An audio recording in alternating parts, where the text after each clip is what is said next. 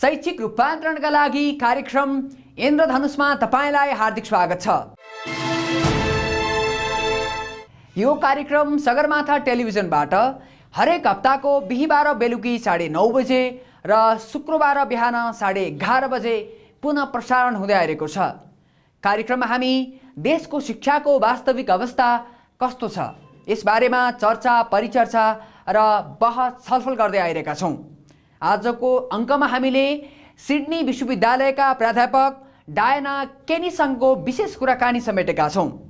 उहाँ नेपालमा लामो समयदेखि आइरहनु भएको छ। नेपालको शिक्षा प्रणालीलाई नजिकबाट निहालिरहनु भएको छ। नेपालका विद्यालय र विश्वविद्यालयको शिक्षाको अवस्था कस्तो छ र कसरी विश्वविद्यालय र शिक्षालाई सुधार गर्न सकिन्छ, उहाँको धारणा, उहाँको बुझाइले हाम्रो बुझाइलाई पनि फराकिलो बनाउने कोसिस गर्नेछ। तसर्थ आजको अङ्कमा हामीले उहाँसँग रहेर केही कुराकानी गरेका छौँ। उक्त कुराकानीको सम्पादित अंश अबको क्रममा। नमस्ते। नमस्ते। सगरमाथा टेलिभिजनको इन्द्रधनुष कार्यक्रममा तपाईलाई स्वागत छ। धन्यवाद। तपाईसँग कुरा गर्न पाउँदा खुसी लागेको छ। You have been to Nepal since 17 years. What has been your observation all these years? Well, I've seen enormous change in Nepal in some ways, because the first year that I came was the year that the royal family was assassinated. And then I came through several years of the Maoist insurgency and the declaration of the Republic and the formation of a government. And now there is a federal republic with a constitution that's vesting authority in local governments. So these are all very significant changes. But where I haven't seen change is in the quality of life for most Nepalis. There does seem to be an increase in a wealthy minority, but for the majority I would like to see a greater improvement in their standard of living. How would you define education as a tools for development? Well, at a very basic level, basic numeracy and literacy are very important for both men and women. So women who have basic literacy skills are better able to care for their children. They're better able to understand what constitutes a healthy diet. They're better able to understand that their children need an education to break the cycle of poverty. So education is probably the single most important factor in bringing people out of poverty. We have lots of discussion about the quality of education. And when we talk about the community schools situation, people are not that happy. Would you say what kind of basic things in school education we need? Well, I think Nepal is in quite a difficult situation in providing quality education for all children, and that's because of the topography of the country. So there are thousands and thousands of little village schools high up in the mountains and deep in the valleys, and many of them are not accessible, so that they don't necessarily hear about the innovations in education. They often don't have a teacher arriving at the school for whatever reason. So I think there are many improvements that can be undertaken to improve infants and primary school education, as well as high school and tertiary education in this country. It's a major challenge because once again, there isn't the infrastructure in the education department that's needed to improve the quality of education. And that includes the quality of the teacher education. I've observed many schools here in Nepal, and they still mostly engage in what we call chalk and talk. That is, the children are just sitting passively listening to the teacher talking and writing on a blackboard. Whereas in more developed countries, learning is more experiential, hands-on. Children learn by doing, and children learn by cooperating with each other in projects. So it's not just sitting quietly and listening to a teacher out the front, even though for some lessons that can be quite important. But to really encourage children's deep learning, they need to be active in their education.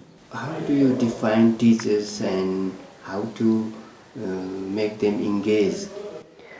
Teachers do have a great responsibility to instill a love of learning in children, but they also have to understand that children are very different and they learn at very different rates, and sometimes they need a little bit of special attention if they're falling behind in the class.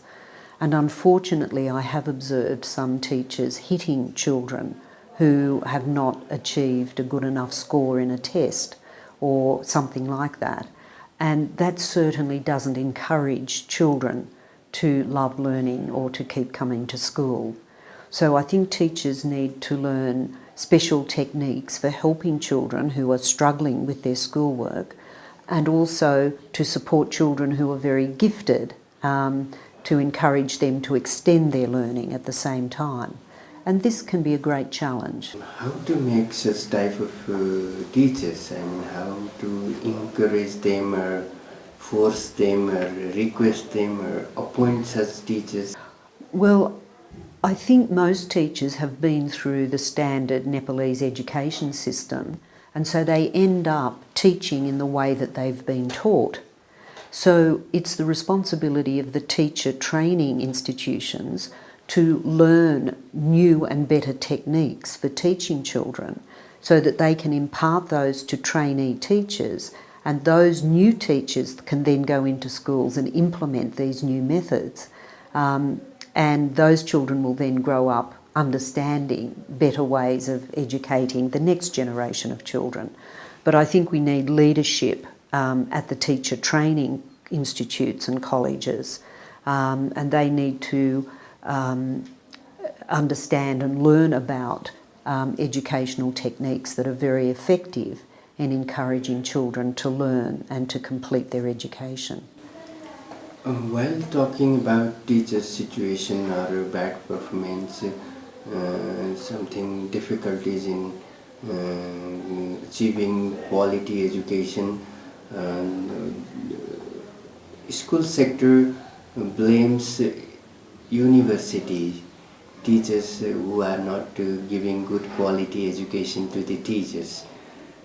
So, as a university professor, how all these things goes in Australia? Well, university professors are considered to be the thought leaders or the intellectual leaders in the country. And it's their responsibility to be constantly studying, researching and imparting new knowledge to university students to improve upon previous efforts, and the same goes for teacher education. So the professors of education in Australia are those who do the research to test particular methods of teaching children and to identify which methods are the most economic and efficient in imparting knowledge to children.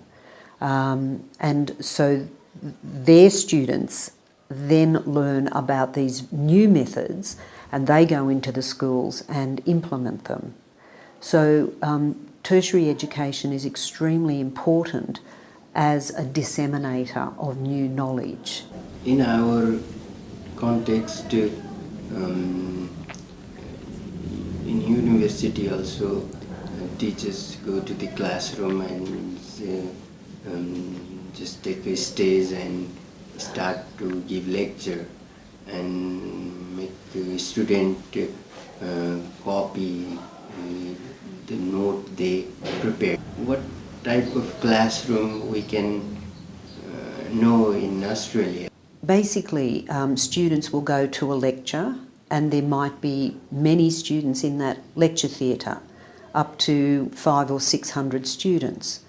But the very important thing that happens is that after each lecture, there's what we call a tutorial. And this is where the children gather in small groups with tutors to really discuss and understand and apply the knowledge that they've written down from the lecture. And it's in these tutorials that they consolidate the learning that they had in the lecture theatre. So it's very important that we have both of those things. The expert imparts knowledge, the student takes notes, and then they go to the tutorial where they discuss what has been taught in the lecture, and then they apply it, possibly in group work or in project work. So it's very active learning in the tutorial setting. We hear a complaint from different people that our university or colleges doesn't try research activities. Yes. And students don't get project work. Mm-hmm. What needs to be done? How is work? I think that is a major issue that does need to be addressed in education at all levels here in Nepal. But at the university level, as I said earlier, it's the responsibility of the lecturers, and at the top of that hierarchy are the professors. So the professors really have to be the intellectual leaders. And in order to be intellectual leaders, they need to be fully engaged in research in their discipline. And they also need to be fully aware of the knowledge that has been gained around the world in their particular discipline, and to incorporate that knowledge into their classes and lectures. In majority of our subjects, lecturer, professor are lacking all these things. How do you feel if you hear this? I feel concerned because it means that it's very difficult for a country like Nepal to keep pace with new knowledge, new technology, new learning. And I think, coming back to your very first question about the standard of living, education and technology and research at that high level are going to be very important in solving the problems that you see in Nepal today. Inadequate town planning, inadequate infrastructure, buildings that aren't built to the earthquake code, not enough clean water, so that children are constantly developing gastroenteritis and worms, which affects their growth and their learning. So it's a circle, and every part of that circle needs to be addressed in order to take care of the children of Nepal. What is university's role to develop the country? Well, the university's role is to impart cutting-edge knowledge to the new generation of students. And if the students have that cutting-edge knowledge as it stands, when they're a university student, they have a very good basis on which to build further knowledge and to disseminate further knowledge to their colleagues, to people in other countries, and to the next generation. What do you say about professors? What is their role? As a professor, what do you do in university? Well, I can tell you what I do as a professor at the University of Sydney. First of all, you disseminate knowledge, so you lecture to university students.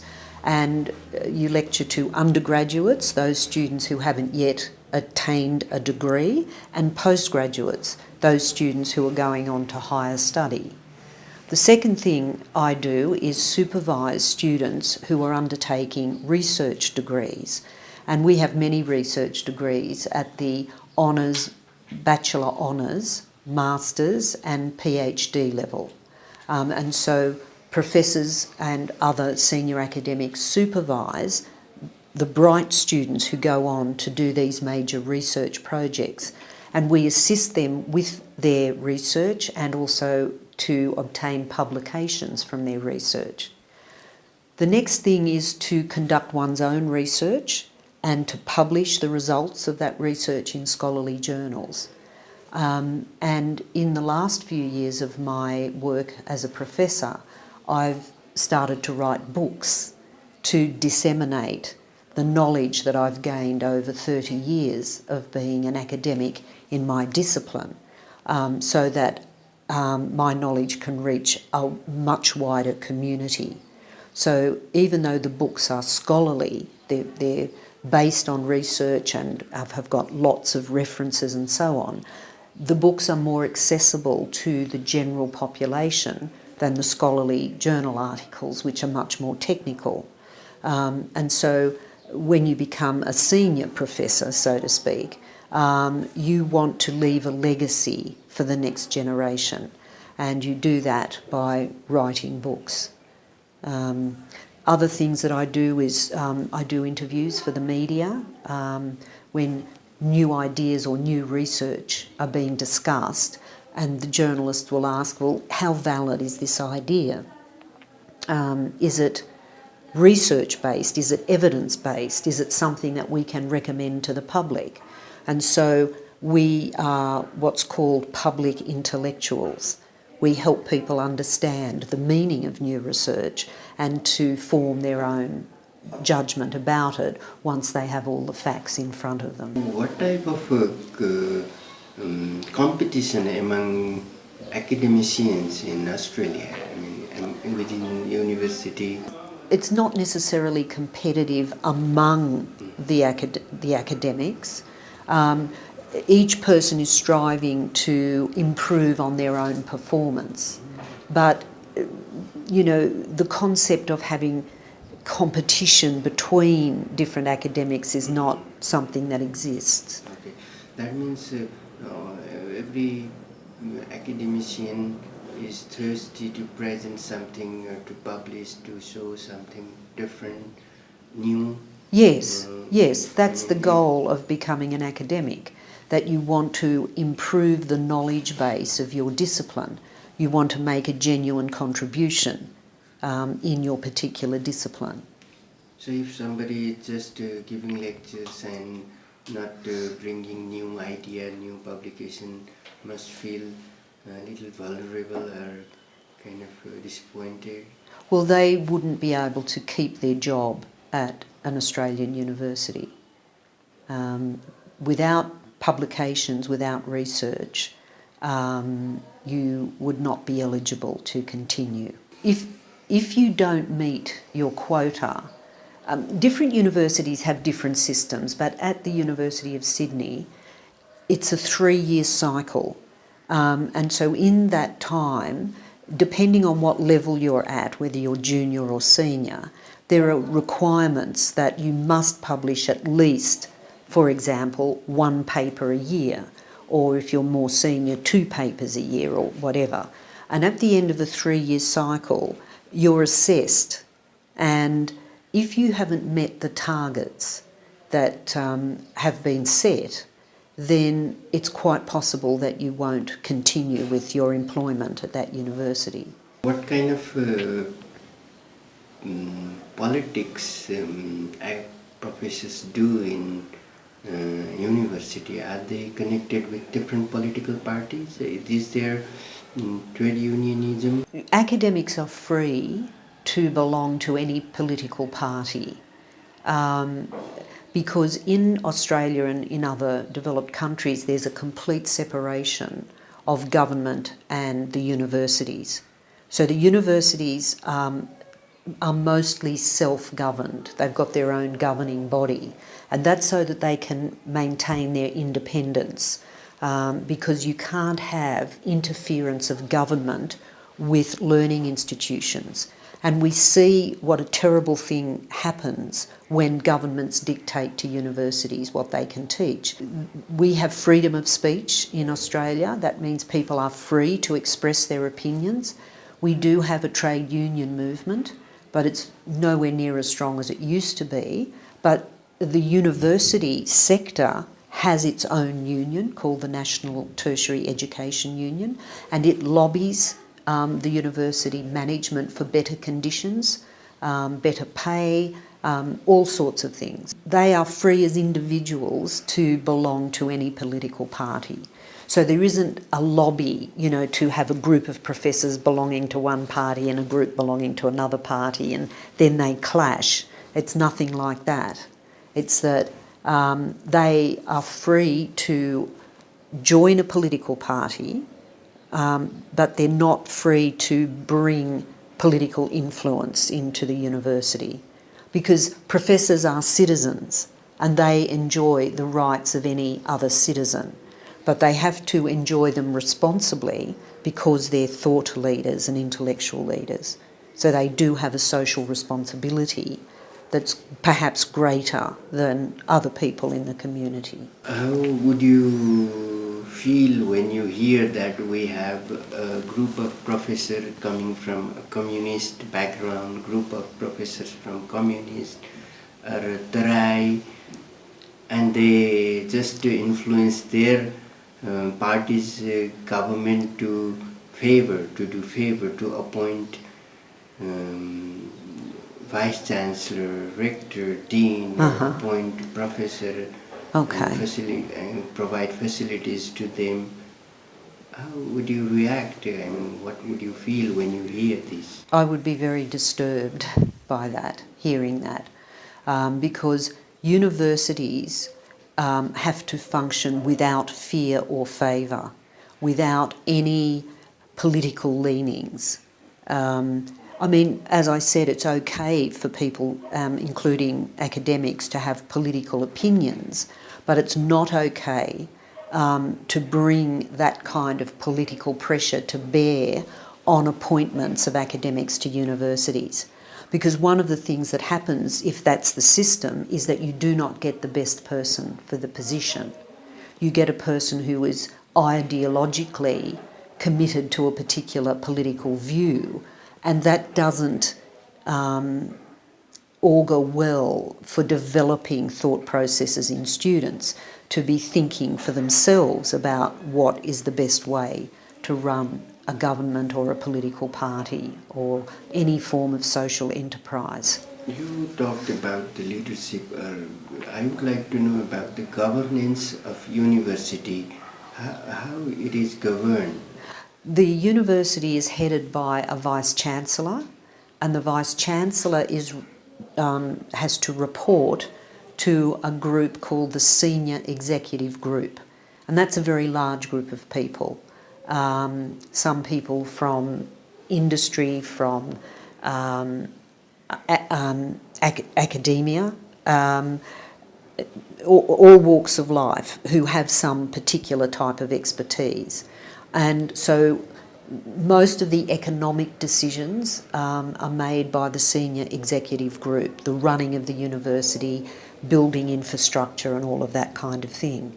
Then on the other hand, we have what's called an academic board.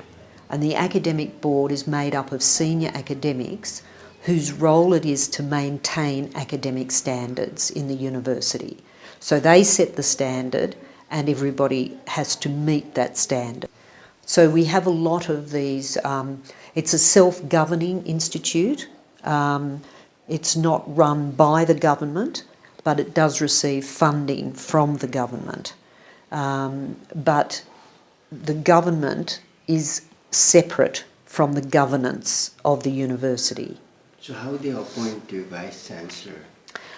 They have an open advertisement that goes round the world, and lots of people apply, and then a very large committee is selected to assess all of those applications, and then a short list is made, and each of those people on the short list have to give presentations and talk about their vision for the university. And it also is important to look at their eminence as a scholar in their discipline, what they've achieved as an intellectual leader. So there are lots of criteria, and so this very large group then selects the Vice-Chancellor. That means the Vice-Chancellor is purely responsible for academic sector.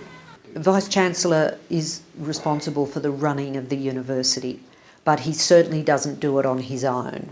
There are lots of deputy Vice Chancellors, and each of those deputy Vice Chancellors are in charge of a particular portfolio. So some are in charge of teaching and learning, some in charge of science and development, some in charge of international outreach. So there are many deputy Vice Chancellors who have very particular responsibilities. And they all report to the senior executive group and the Vice Chancellor. So we talked all these things, and when we think about the situation, it definitely makes a bit disappointing situation. Maybe you also feel some kind of disappointment while staying in Nepal and going back home. What types of thoughts comes in your mind, and what kind of thinking goes along with you? Well, I think it is very sad for young people to be separated from their families in order to find work. The unemployment rate here is very high, and there are a lot of young people who cannot get work here, so they're forced to go abroad to find work and to earn money. But it is a huge emotional stress on young people to go to a strange place for the first time, away from their families, different culture, different food. And I've seen some of the living quarters in Dubai, for example, of the foreign workers, and it's verging on exploitative in some situations. So I do feel very sad that Nepal can't support its young people better by providing work. I mean, there's so much to do here if we only had the leadership to do it. Yeah, it's nice. That's enough? Anything would you like to? Kurabani mauka dinu baiko ma dhanyabad. तपाईलाई पनि धन्यवाद हामीसँग यति राम्रो कुरा गर्नुभयो. www.edukhabar.com edukhabar.com शैक्षिक रूपान्तरणका लागि कार्यक्रम इन्द्रधनुष तपाईलाई कस्तो लागिरहेको छ? तपाईका अमूल्य सुझाव सल्लाहको प्रतीक्षामा छौं हामी. हाम्रा भिडियोजहरू युट्युब च्यानलबाट र फेसबुकबाट पनि यहाँहरूले हेर्न सक्नुहुनेछ. अर्को हप्ता नयाँ विषयवस्तुका साथमा हामी कार्यक्रममा उपस्थित हुनेछौं. त्यतिन्जेलसम्मको लागि आज्ञा दिनुहोस्. नमस्कार.